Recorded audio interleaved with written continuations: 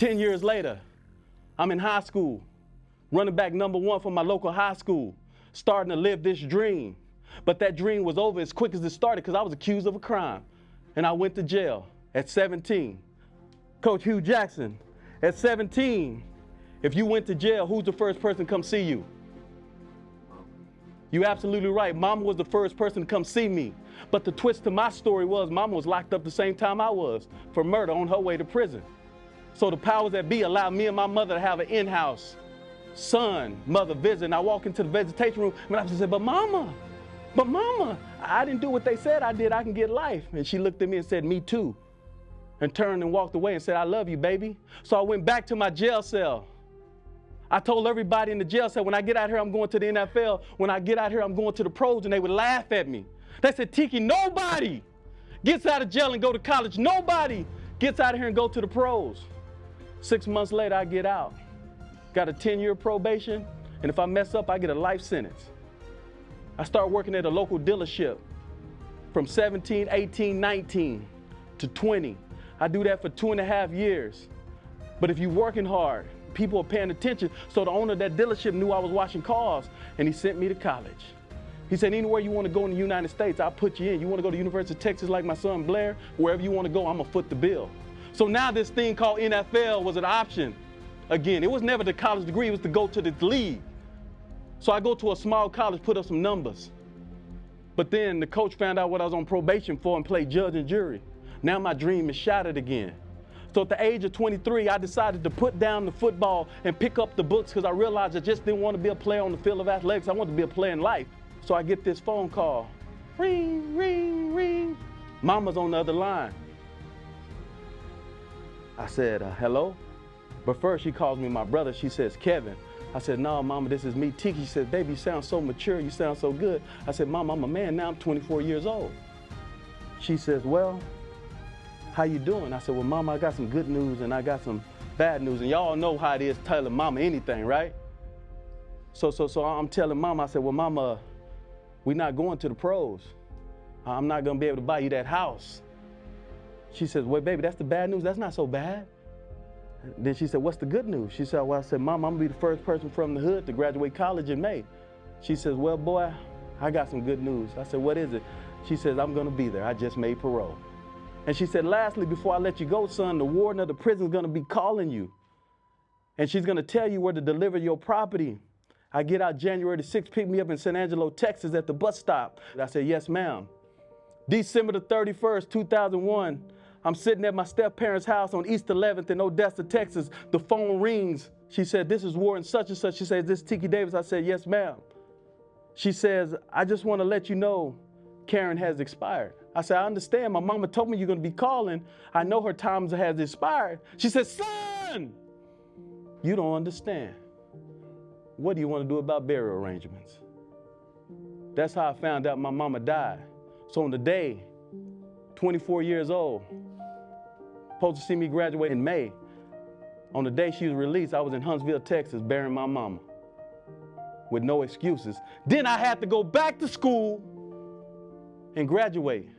Here's a man who had a dream, who pivoted in his life, that I think he really resonated with sports, but his story resonates with my student athletes because some of these young men have seen some of the trials that he's been through, and to watch him become so successful and so just phenomenal, and what a speaker that he is, I thought it'd be just tremendous for our student athletes.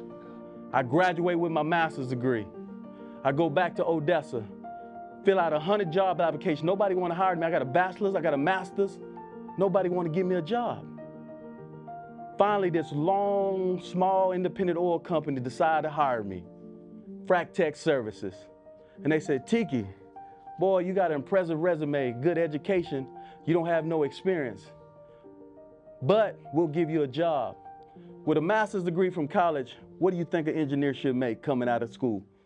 85, 95. He said, Tiki, we're gonna give you $13 an hour. So that's where I started in the oil business. $13 an hour. And they said, if you're good enough, in 90 days, we'll give you $65,000 salary, company truck. But they didn't think I was good enough, but they didn't know who they was dealing with. So in that time period, I took that $13 an hour and I became one of the best engineers in the world. The #1 independent oil man in the world, a guy named Clayton Williams Jr., brought me in as his quality control engineer. 29 to 36, I was making $1 million every year with a dirty name. But the thing about it, it wasn't the monetary success, it wasn't the money I was making, it was this thing that your daddy gave you at birth, that good name, right? Have you ever seen that play in Shakespeare, Othello? It said, he who steals my money steals trash, but he who steals my good name steals my fortune.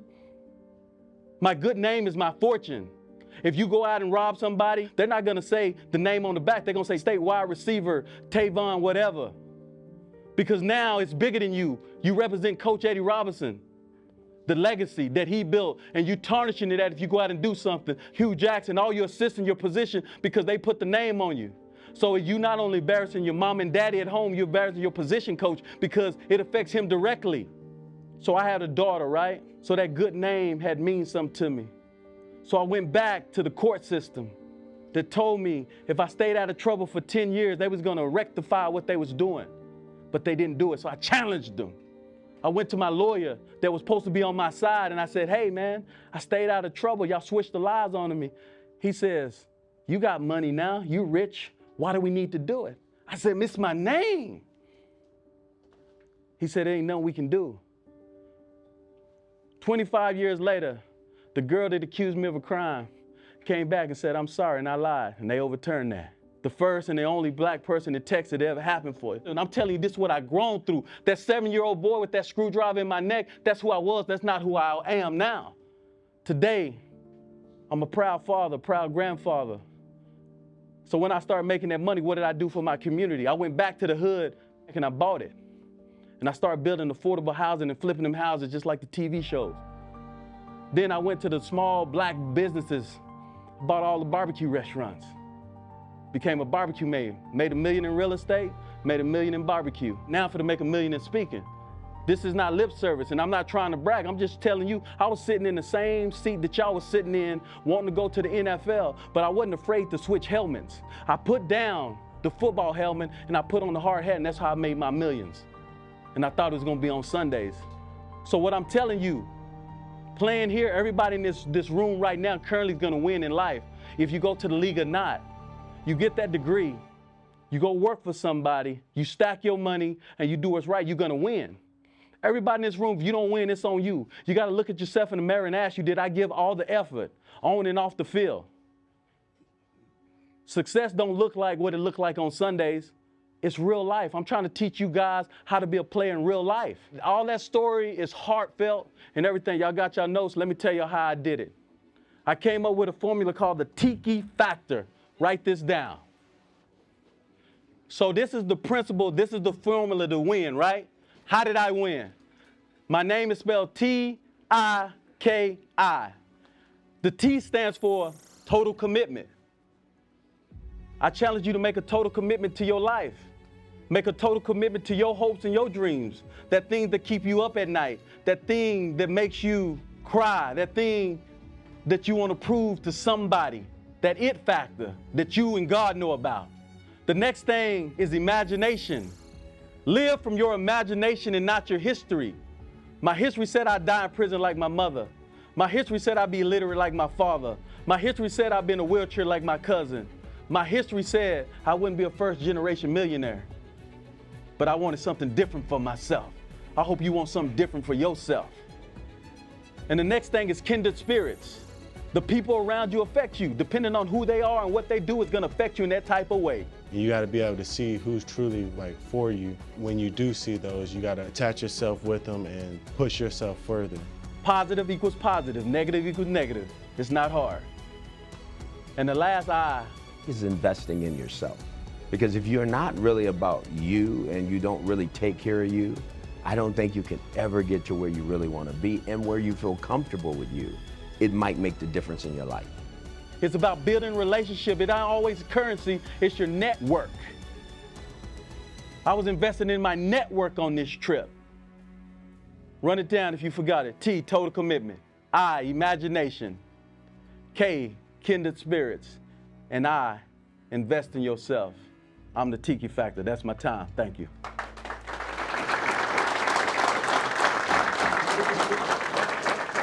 Taps on me, taps on three. 1, 2, 3. Shut up. 1, 2, 3. Finish.